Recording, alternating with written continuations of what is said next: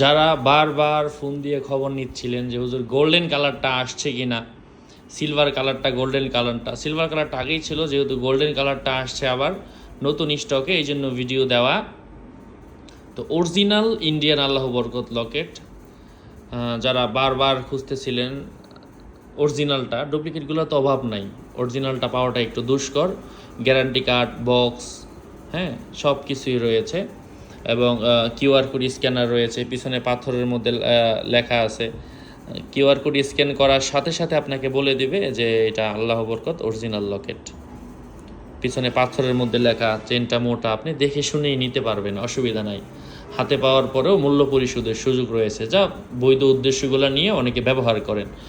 হ্যাঁ, যারা কান ভারী করে ফেলেছিলেন তাদের জন্য আজকে এই ভিডিওটা দেওয়া।